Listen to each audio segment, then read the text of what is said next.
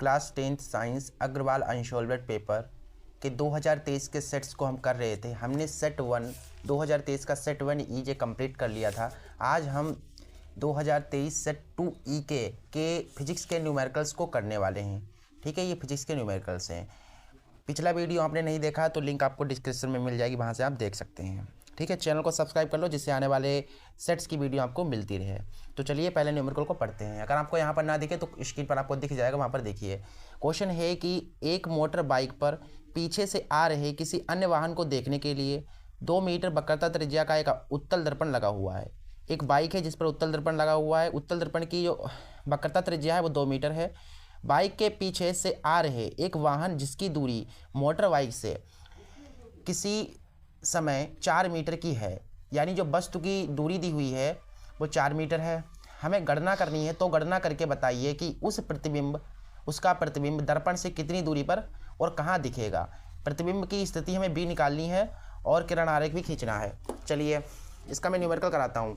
देखो इसमें क्या दिया गया पहले तो वो लिख लो। तो यहाँ पर लिखो दिया है दिया है वक्रता त्रिज्या दी हुई है, वक्रता त्रिज्या यानी कि आर हमें कितनी दी हुई, आर हमें 2 मीटर दी हुई है। अब आपको पता है जब भी आर दी जाए तो तुरंत ही आप एफ निकाल लेते हैं। तो आर बराबर क्या होता है फार्मूला, आर बराबर होता है 2f, है कि नहीं। तो यहाँ से एफ अगर हम निकालेंगे तो एफ बराबर क्या होगा, r/2। तो इसमें रख दो भैया एफ बराबर, देखो आर कितनी है, आर हमारी 2 है तो 2/2, 2 एकम 2, यानी कि जो एफ आएगी वो आएगी 1 मीटर। ठीक है, फोकस दूरी हमारी 1 मीटर आ गई। और हमें क्या दिया गया है, तथा और हमें भी दिया गया है 4 मीटर वस्तु। तो वस्तु की स्थिति यानी कि जो यू है वो कितना दिया है, 4 मीटर। और आपको पता है कौन सा दर्पण है, उत्तल दर्पण है। उत्तल दर्पण में जब भी उत्तल दर्पण या उत्तल लेंस होता है तो यू निगेटिव लेते हैं, माइनस का लेते हैं, तो यू माइनस में होगा बस। अब इतना चीज़ दी हुई है, हमसे पूछ रहा है वी बराबर क्या होगा, यानी प्रतिबिंब कितनी दूरी पर बनेगा या प्रतिबिंब की स्थिति हमें ज्ञात करनी है। चलिए इस क्वेश्चन को करते हैं। देखिए दर्पण है, क्या है, दर्पण है। तो दर्पण के लिए सूत्र लगाओ भाई। तो यहाँ पर लिख दो दर्पण के सूत्र से, क्योंकि भैया दर्पण है, अब दर्पण है तो दर्पण वाला सूत्र लगाना होगा। लेंस होता तो लेंस वाला लगाते हैं। देखिए दर्पण के लिए सूत्र क्या होता है, 1/f बराबर 1/v प्लस 1/u। देखो मान रखिए अब यहाँ पर f कितना है हमारा, 1 है, बराबर 1/b तो हमें निकालना है, और 1/u, यू हमारा माइनस का 4 है।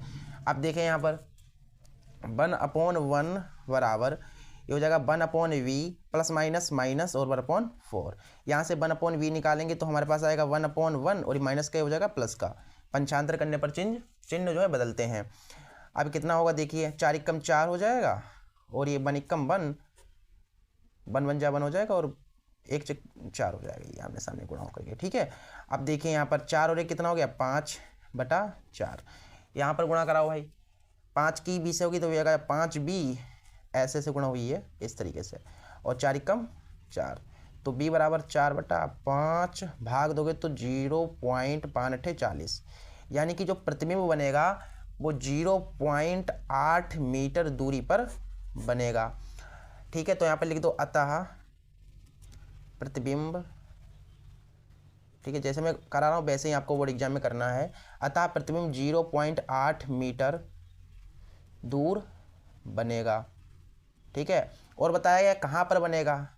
देखिए प्रतिबिंब बताया गया, प्रतिबिंब कहाँ पर बनेगा। देखिए प्रतिबिंब आपको पता करना है कि कहाँ पर बनेगा, तो आपको देखना है कि जो बी है वो प्लस में है कि माइनस में है। अगर ये प्लस में है तो दर्पण के पीछे प्रतिबिंब बनेगा। तो कैसा है, ये प्लस में आया है, प्लस में, तो प्लस में आया यानी कि दर्पण जो प्रतिबिंब है वो दर्पण के पीछे बनेगा, प्रतिबिंब दर्पण के पीछे बनेगा। तो लिख दो यहाँ पर प्रतिबिंब दर्पण के पीछे बनेगा। ठीक है, समझ गए बात को, ये आपका आंसर हो जाएगा। प्रतिबिंब कहाँ पर बनेगा, प्रतिबिंब दर्पण के पीछे बनेगा। क्यों, क्योंकि जो बी आया है वो प्लस में आया है। इस तरीके से ही हो गया। किरण आरेख खुद खींच सकते हैं, किरण आरेख खींचना बहुत सरल है। ठीक है, चलिए अगला क्वेश्चन देख लेते हैं क्या है। हमारे पास अगला जो क्वेश्चन है वो को कह रहा है कि निकट दृष्टि दोष से पीड़ित एक व्यक्ति अधिक से अधिक 100 मीटर की दूरी तक ही देख सकता है। गणना कीजिए कि सही दृष्टि के लिए अर्थात अनंत दूर पर देख सकने के लिए उसे किस प्रकृति एवं किस फोकस दूरी का लेंस प्रयोग करना होगा। फोकस दूरी हमको निकालनी है। चलिए भाई, और कितना डायरेक्ट खींचना है। क्वेश्चन नंबर 2, ठीक है। क्वेश्चन है दूसरा, इसमें दिया है, पहले तो लिख लो, दिया है देखिए 100 मीटर की दूरी, अगर निकट दृष्टि दोष है तो यू आपको पता है कहाँ पर होगा, यू आपको पता है इनफाइनाइट पर होगा, माइनस इनफाइनाइट पर होगा। देखिए जब निकट दृष्टि दोष बोला जाता है तो यू जो होता है वो इनफाइनाइट पर होता है, और हमें 100 मीटर की दूरी पर जो बी दिया गया है वो हमें दिया गया है 100 मीटर, और ये माइनस में लेना है, ठीक है। निकट दृष्टि दोष हो या दूर दृष्टि दोष हो, आपको यू बी एफ माइनस में ही लेने हैं, ठीक है। क्लियर है इतना। और हमें क्या निकालना है, फोकस, कितनी फोकस दूरी यानी कि एफ हमें ज्ञात करना है। चलिए भाई निकाल लेते हैं। देखिए लेंस है इसमें, तो लेंस का फॉर्मूला लगाओ। लेंस के सूत्र से, लेंस का सूत्र होता है 1/f बराबर 1/v माइनस 1/u। देखो 1/f तो हमें f तो निकालना है ना, और 1/b हमारा माइनस का 100, और ये माइनस का क्या है इनफाइनाइट, ये माइनस माइनस हो जाएगा प्लस, तो ये हो जाएगा देखिए कितना, माइनस का 1/100, और ये कितना हो जाएगा, ये 0 हो जाएगा एक हिसाब से, तो ये हो जाएगा 1/f बराबर माइनस 1/100, यानी कि f बराबर गुणा कराएंगे और इसकी इससे हो जाएगी तो माइनस का 100 आ जाएगा, 100 मीटर।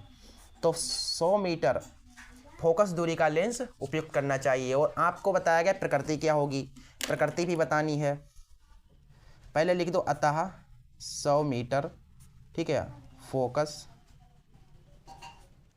100 मीटर फोकस दूरी के लेंस का प्रयोग करना चाहिए, लेंस का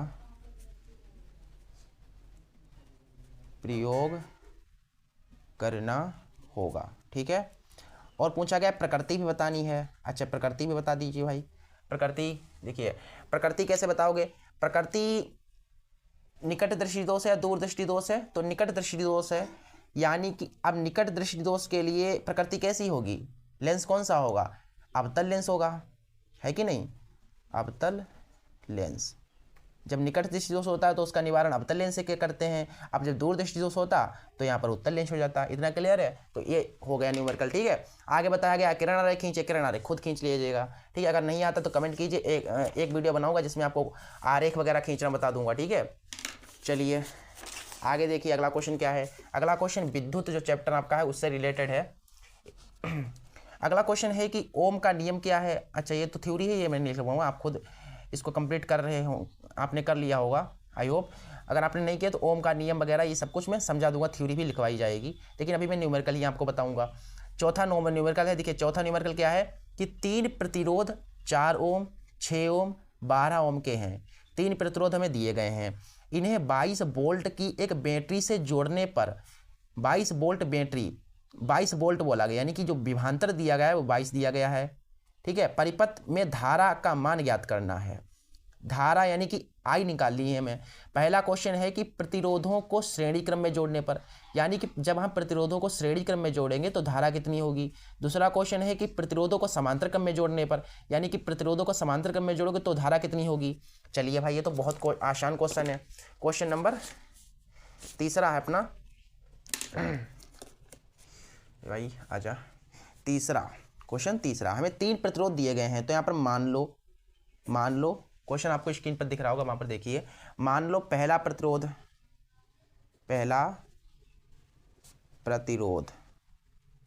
R1, देखिए R1 बराबर हमें दिया गया है, पहला प्रतिरोध मैंने R1 मान लिया, और इसमें हमें 3 प्रतिरोध दिए गए हैं, एक 4 है तो पहले वाले को मैंने 4 मान लिया, 4 ओम, ठीक है। आगे दूसरे प्रतिरोध को मान लो, दूसरा प्रतिरोध जो उसको R2 मान लो, दूसरा प्रतिरोध इसको R2 मान लो, ठीक है। कितना है भैया 6 ओम है, ठीक है। आगे तीसरा भी दिया गया है तो तीसरे को R3 मान लो, प्रतिरोध तीसरा यानी कि R3, ठीक है। कितना मुझे दिया गया 12 ओम, ठीक है, ये हमें 3 प्रतिरोध दिए गए हैं और हमसे क्या पूछा गया, धारा पूछी गई है। धारा आई क्या होगी। अच्छा भैया, लेकिन हमें 2 कंडीशन दी हुई हैं। पहली कंडीशन में हमको धारा तो निकालनी है, लेकिन 2 कंडीशन हमको बताई गई हैं कि 2 कंडीशन में धारा निकालनी है। पहली जो कंडीशन हमारी है वो कह रहा है कि प्रतिरोधों को श्रेणी क्रम में जोड़ा जाए। तो लिख दो यहाँ पर, प्रतिरोधों को श्रेणी क्रम में जोड़ने पर, प्रतिरोधों को श्रेणी क्रम में जोड़ने पर। अच्छा, प्रतिरोधों को श्रेणी क्रम में जोड़ने पर हम प्रतिरोध तुल्य प्रतिरोध कैसे निकालते हैं, ये एक फार्मूला होता है। देखो, जब श्रेणी क्रम बोला जाता है तो हमारा जो, इसे आर डैश मान लो, ठीक है, आर डैश मान लो। देखिए, अगर प्रतिरोध श्रेणी क्रम में है तो श्रेणी क्रम में कंडीशन क्या होती है, जितने भी प्रतिरोध दिए जाए उनको जोड़ दो। हमें R3 तक 3 हमें प्रतिरोध दिए गए हैं, तो इनको हम जोड़ देंगे, तब हमारा एक प्रतिरोध निकलेगा। जब श्रेणी क्रम में बताया जाता है तो हम तुल्य प्रतिरोध निकाल लें, यानी कि तुल्य प्रतिरोध R कैसे निकलेगा, इन्हें जोड़ने पर। ये श्रेणी क्रम में होता है। देखिए, पहला प्रतिरोध R1 4 है, ये R2 6 है और R3 कितना है, 12 है। तो R डैश बराबर, देखिए 6 4 10 10 20 और 22 ओम। ठीक है, अब इससे इस वाले प्रतिरोध से क्या निकालनी है आपको, धारा निकालनी है। और एक चीज़ और हमें दी हुई है, विभवांतर भी दिया गया है, बी भी दिया गया है। चूंकि बी बराबर हमें कितना दिया गया है, 22 वोल्ट। ये मैंने लिखा ही नहीं, ये वाला भी लिखना है ऊपर आपको, ठीक है। ये बी जो है 22 वोल्ट दिया गया है इस तरीके से, ठीक है। चलिए, अच्छा आई निकालना है तो आप एक ओम का फार्मूला जानते हैं। ओम के नियम के हिसाब से आर बराबर क्या होता है, बी अपॉन आई होता है ना। हाँ, बी अपॉन आई ही होता है, ये होता है ना फार्मूला। तो यहाँ पर देखिए आर डैश, आर कितना है हमारा, आर देखिए इसमें आर है ना, तो इसको आर डैश मान लो, क्योंकि हम इसका निकाल रहे हैं धारा, इसकी धारा निकाल रहे हैं। तो आर डैश हमारा कितना है, 22 है, ठीक है।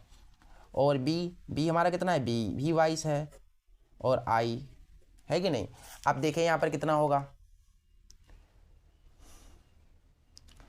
चलिए फिर आगे देखिए, इसके बटे में कुछ तो बन, इसकी गुणा करा दो तो हो जाएगा हमारे पास 22 आई बराबर 22 एकम 22, यानी कि भैया आई बराबर आ जाएगा 22 एकम 22, यानी 1 एम्पियर। तो धारा जो हमारी आई है वो कितनी आई है, 1 एम्पियर। कब आई है, जब श्रेणी क्रम में जोड़ते हैं तब। अब दूसरा बोला गया समांतर क्रम में जोड़ने पर, तो दूसरा लिख लो यहाँ पर, समांतर क्रम में जोड़ने पर, समांतर क्रम में जोड़ने पर तुल्य प्रतिरोध